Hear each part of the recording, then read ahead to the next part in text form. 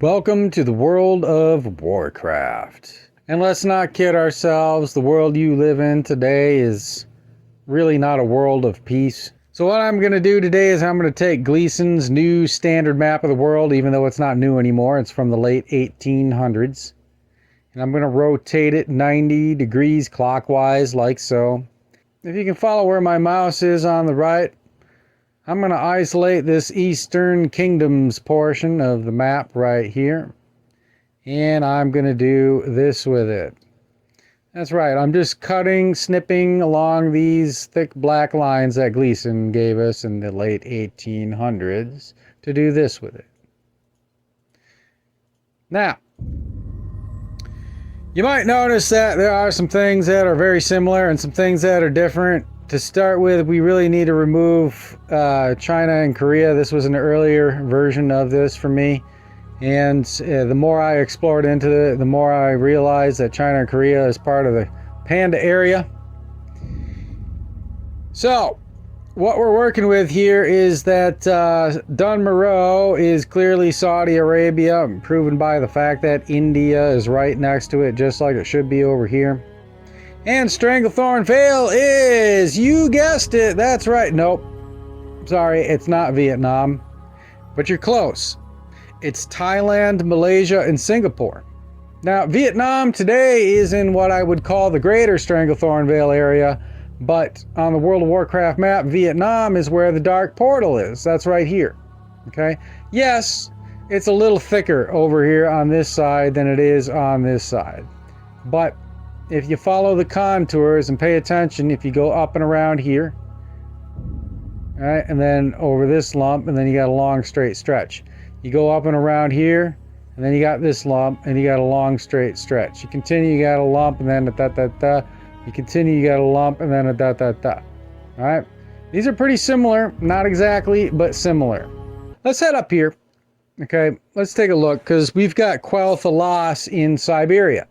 Although I cannot produce the island of Kel'Danas for you, what I do have is a contour that goes across here, down here, and then we've got that ledge here. And we go across here, down here, and then we've got that ledge here. All right.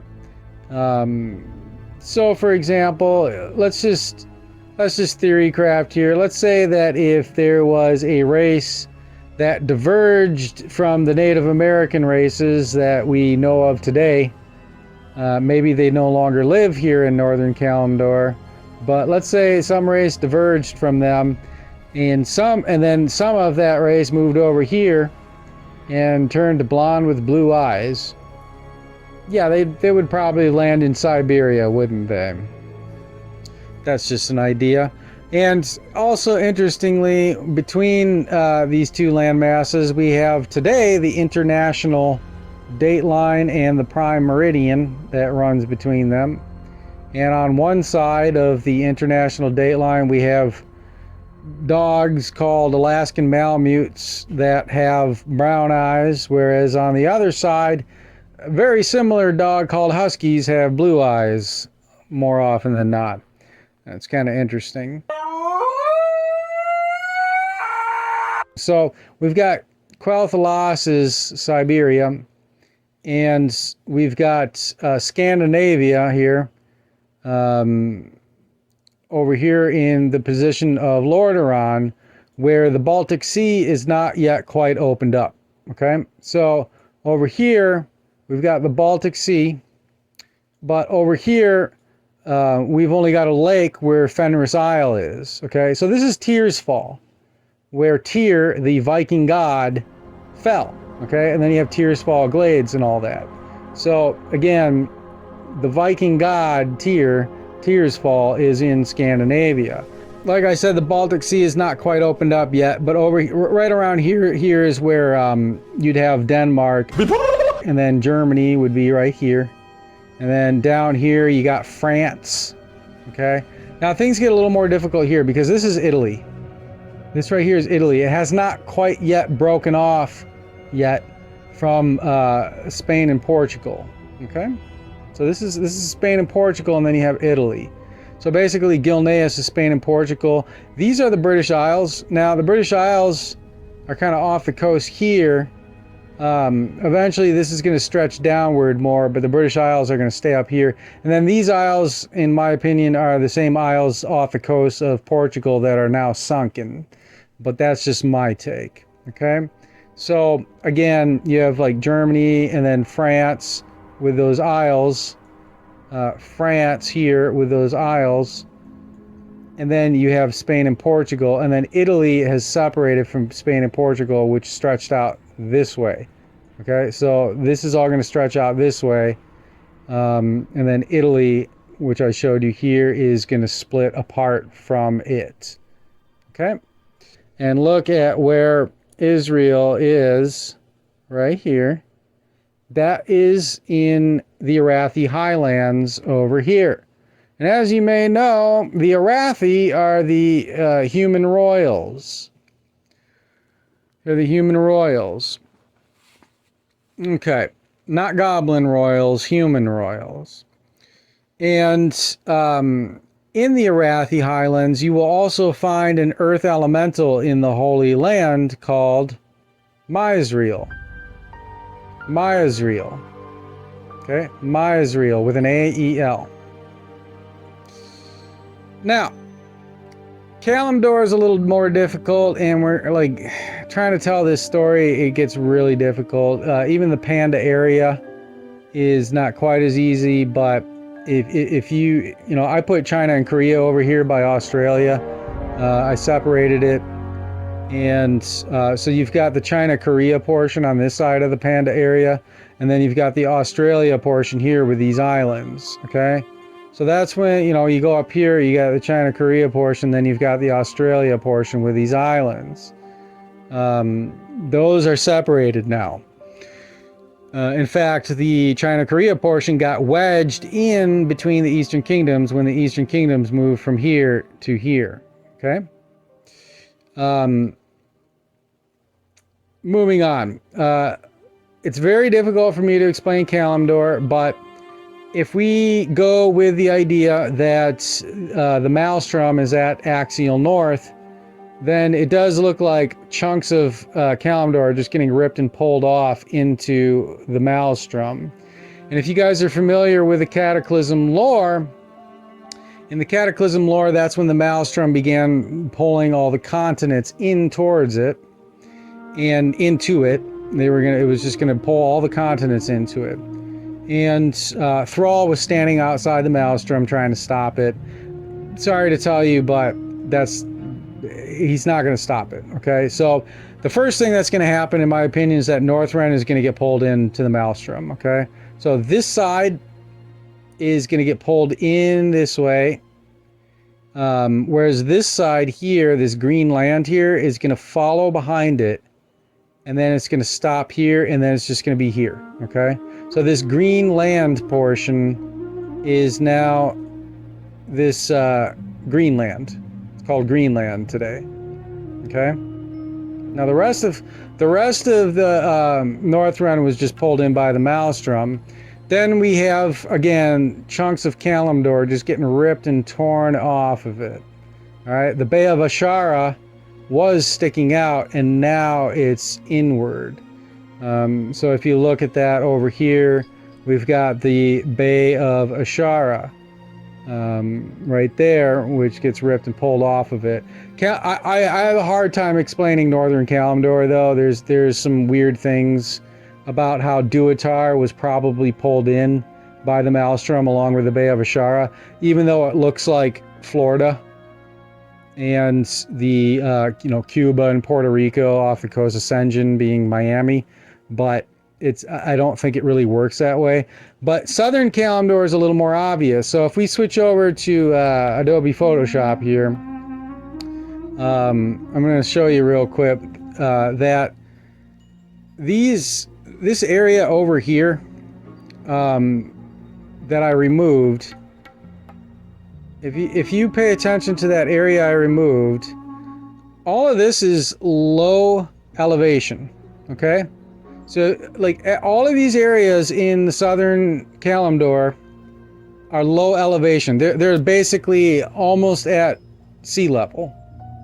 And so if you can imagine that all these areas that were almost at sea level were removed, you would get South America. And in fact, before they were removed, you can even see the contours just right along. So you see where this, after the cataclysm, you have this lava area. It's almost like a fault line or something where this lava goes through.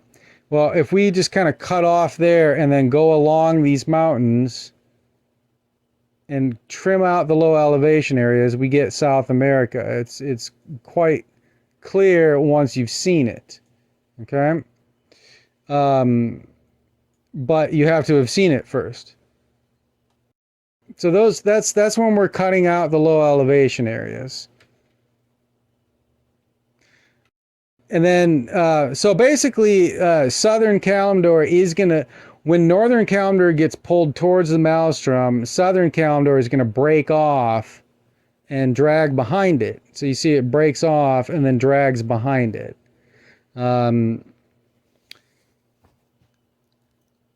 What else? Okay, so Northrend gets pulled in like this, except Greenland, which is now here. Northern Kalimdor gets pulled in this way. The bottom half breaks off and drags behind it. The low elevation areas of Southern Kalimdor end up underwater. The Eastern Kingdoms, the upper portion of the Eastern Kingdoms, like Quel'Thalas, gets pulled in this way. And the bottom half drags behind it and flips up. Okay, and it flips up higher than the southern portion of Kalimdor. The southern portion of Kalimdor drags behind it, but it doesn't flip all the way up. Why? Because of the direction of the Maelstrom. Northrend goes this way. Everything's flushing like a toilet. Northrend goes this way. Kalimdor this way. The bottom half breaks off, drags behind it. The Eastern Kingdoms goes this way. The bottom half drags behind it, but because of the direction of the Maelstrom, it flips way up. Okay. In fact, the Panda area goes with it and flips way up with it. So when the Eastern Kingdoms goes from here to here, one portion of the Panda area gets wedged in there, and the other portion is here. And that's the bigger portion with the Isles. Okay, and so the Panda area went all the way up with it. Everything's flushing like a toilet in this direction. Northrend this way, Kalimdor this way, bottom half drags behind it. Eastern Kingdoms this way, bottom half drags behind it, flips up. The Panda area flips up with it, wedges in there. Okay, that's Azeroth. The only thing I really didn't explain to you is where Africa is on the World of Warcraft map. Everything else, like the basics of it, I've explained to you. But I did tell you that Spain and Portugal is Gilneas. Italy used to be attached to it, but Spain and Portugal is Gilneas, and that Saudi Arabia is Dun Morogh, right? So off the coast between Gilneas and Dun Morogh is where we should find Africa. And lo and behold, as soon as that cataclysm lore starts, we get this underwater zone that is a sideways Africa-shaped underwater zone off the coast between Spain and Portugal and Saudi Arabia, right here underwater. So what happens is that Northrend is going to get pulled in by the Maelstrom, which displaces Vashir, causing it to pop out of the ocean and become known as the Dark Continent. And the reason why it's sideways is because the Eastern Kingdoms have yet to move from this position to this position, which causes Vashir to flip with it. For now, until you guys get on board with me with this, there's going to be a bunch of people who are still getting their minds blown by being like, oh my God, Stranglethorn Vale really is Vietnam, isn't it? It's like, well, you guys, there's way more to it than that, okay? So, look, you don't get genius without eccentricity, usually, okay? I am a f***ing weirdo. I am. But I'm a map-obsessed weirdo. That's what it comes down to. I'm a map-obsessed weirdo. So what happened? Well, you know, our continents our homelands were getting pulled in by the Maelstrom. We cork it with a frost spell. You know, everybody who can cast frost spells, we all get together, we cork the Maelstrom. Then we enter the era of Ice Age, and that's where you get the Conan map, you know. This is from the Conan canon. If you only watch like the Arnold Schwarzenegger movie when you're growing up, you might think that Samaria, his homeland, is in Northern Europe, but in the Conan canon, Samaria is in North Africa. So I know the like I don't want to talk about the other races, and I don't want to I don't want to cause trouble and strife because of like things like this and whatnot. Surprise, but like the fact is, Blizzard Entertainment made every race in World of Warcraft, even if you don't like some of the terms that are used to name those races. Blizzard made every race as cool as possible, okay? So I don't think Blizzard has anything to apologize for. And even if there are people that don't like it, go f*** yourself. I do like it. I f***ing love... This is ingenious. This is the most ingenious canon there is. Look at Siberia here. You know, I don't know who drew this map. Somebody drew this. It's really amazing. But look at Silver Moon City, you know. So you got the, and then you know, you've got the yang, so you got solar, and then you got Silver Moon City. You got the yin inside the yang, right? And then you've got, you know, that's in Siberia, and then you got, you know, look at Sweden and Norway, and then you got the rest of Europe throughout, you know, there's France, there's you know, there's Spain and Portugal, you got Israel over here, in the Arathi, you know, the Arathi area. You got Dun Moreau, which at this time isn't a desert, you know, you got Saudi Arabia, but it's a different climate. You can see like a bit of Africa just forming under here, which is gonna pop out and get bigger. You got India right here. You got, you know, like Burma or Myanmar. You got Thailand and Malaysia over here, and Singapore. Look at Singapore. You can see Singapore right there. It's Singapore. Yeah, I'm pro-alliance. I'm pro-alliance. What, I'm not allowed to be pro-alliance? Come on, dude. Wake the f*** up. Wake the f*** up. There are too many people out there that are pro-horde when they should be pro-alliance. This is ingenious. This is a truly ingenious and based canon. It's super based. Like, beyond what Blizzard Entertainment wants me revealing. But I'm just hoping you'll never unsee it, and that you'll love it as much as I do.